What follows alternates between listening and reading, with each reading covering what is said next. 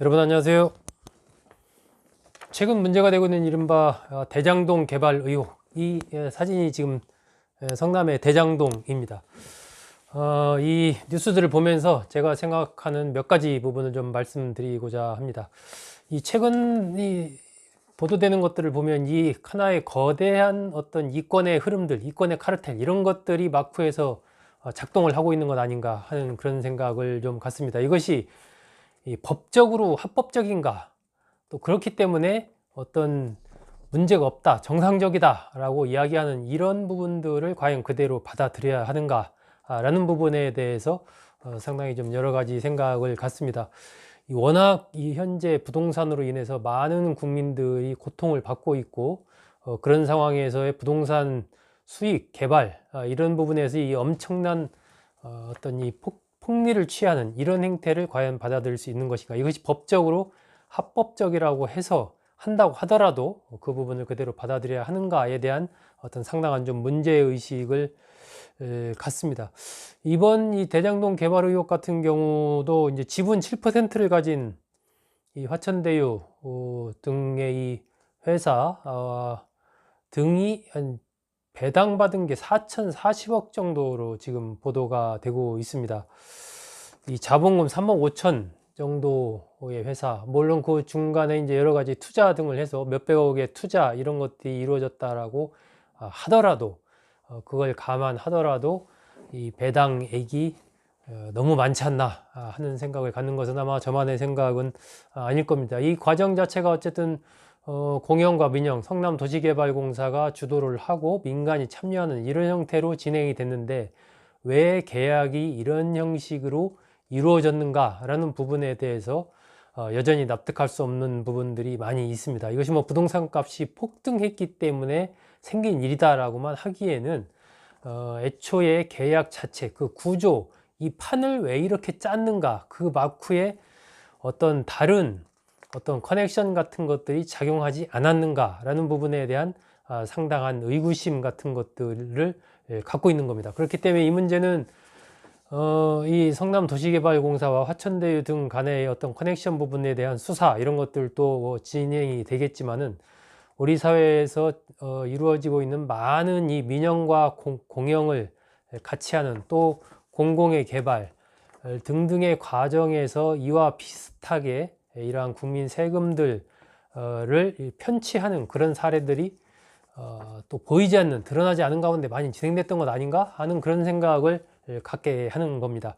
저는 전체적으로 어쨌든 이 대장동 개발 의혹 사건은 이런 부동산 개발 문제, 또 이후에 여러 가지 뭐 법조인, 언론인들 관련된 문제 등등을 종합해 본다면 우리 사회의 거대한 어떤 이 암적인 흐름들, 이것들을 하나를 보여주는 상징적인 사건이 아닌가 하는 그런 생각을 갖고 있습니다. 결국 이제 성남시 입장에서도 5,500억이라는 큰 돈을 환수한 뭐 그 부분이 맞다고 하더라도, 결과적으로 봤을 때 이렇게 엄청난 배당금을 챙겨가도록 판을 깔아준 격이 돼 버린 거죠. 결국 이제 이런 개발에 있어서 가장 중요한 게 뭐겠습니까? 그 땅을 수용하는 과정, 그리고 인허가, 그리고 나서 이제 집을 지어서 이제 분양하는, 아마 이렇게 좀 볼 수 있을 텐데, 수용하는 부분이나 인허가 부분은 사실상 성남도시개발공사가 주도해서 다 처리를 한 상황이기 때문에, 또 분양이라는 부분도 이 판교라는 이 성남이라는 지역 특성 이런 것들을 생각을 한다면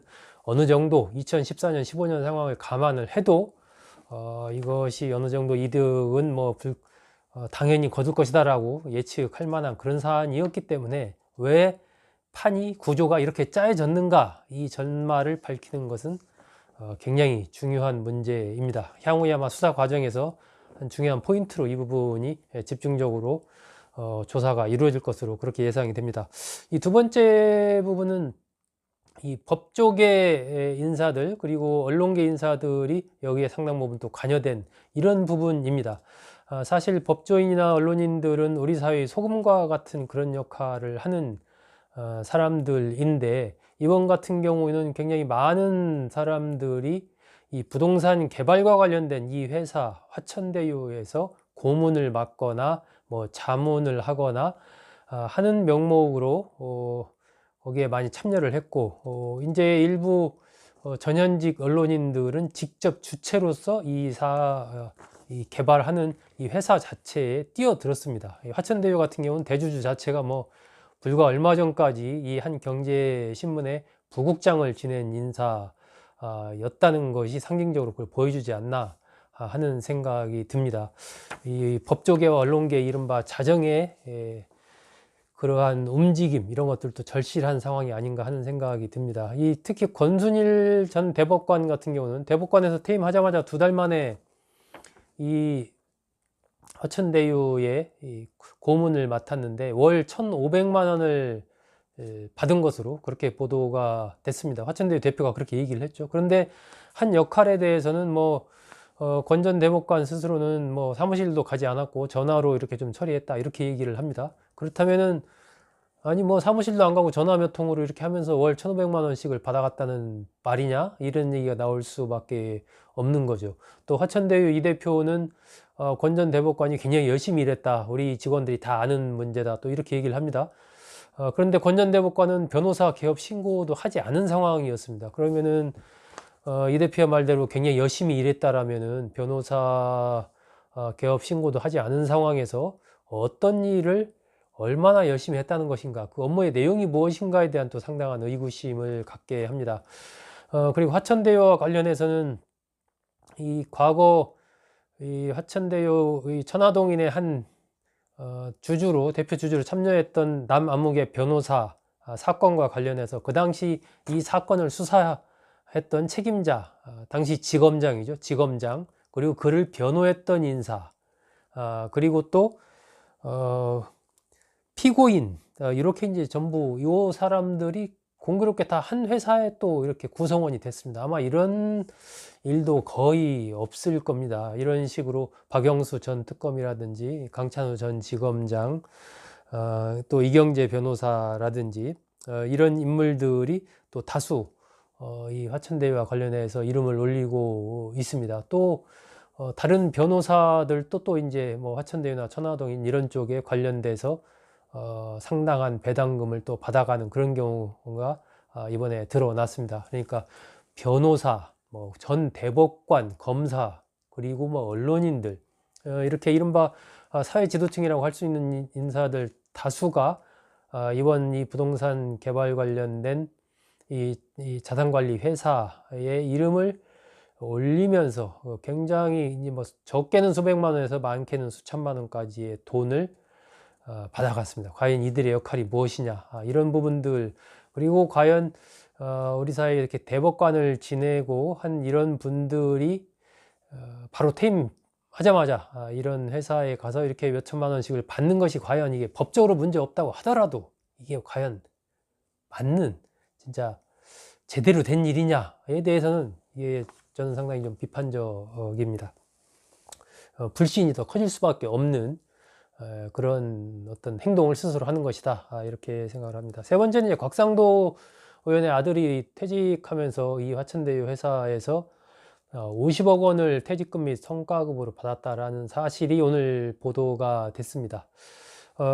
당사자는 어쨌든 열심히 일한 그런 대가로 받은 것이다 라는 해명을 내놨고, 곽 의원은 어쨌든 아들과 회사의 관계이기 때문에 잘 모른다라고 하면서 어쨌든 정치적인 책임을 지고 국민의힘을 탈당을 했습니다.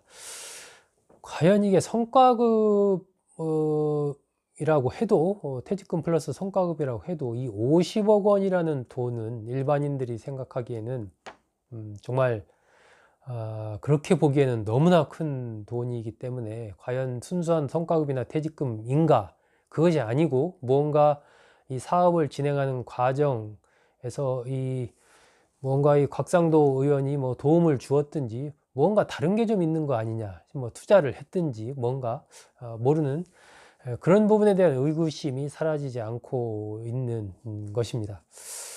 결국 이번 이 대장동 개발 의혹과 관련된 부분은 지금 현재 이제 수사가 진행되고 있는 상황이기 때문에 어쨌든 최종적인 이 진상은 더 두고 봐야 되겠지만, 지금 여야는 서로가 이제 핑퐁 게임을 하고 있습니다.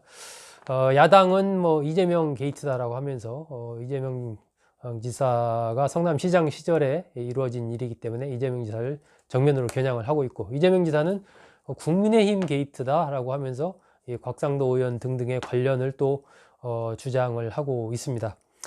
결국은 저는 뭐 여야 이런 걸 떠나서 우리 사회의 거대한 어떤 이 기득권 구조의 대몰림과 그들만의 리그에서 벌어지고 있는 이런 이른바 엄청난 부의 이 세습화 현상, 이런 것들을 보여주는 하나의 단면이 아닌가 하는 그런 생각이 들고요. 이 공정 경쟁, 뭐 형평성, 민주주의 이런 것들을 주장하는 마쿠에서 벌어지고 있는 어떤 이 이권과 어떤 부패의 고리, 사슬, 이런 것들을 또 예감케 하는 하나의 그러한 단면으로서의 대장동 개발 의혹 사건이 아닌가 하는 생각을 갖습니다. 그렇기 때문에 이 부분은 뭐 어쨌든 철저한 수사를 통해서 관련자들을 엄벌을 하고, 이러한 일정 정도 이상의 이 엄청난 어떤 폭리를 이런 부분에서는, 특히 공공과 관련된 부분에서의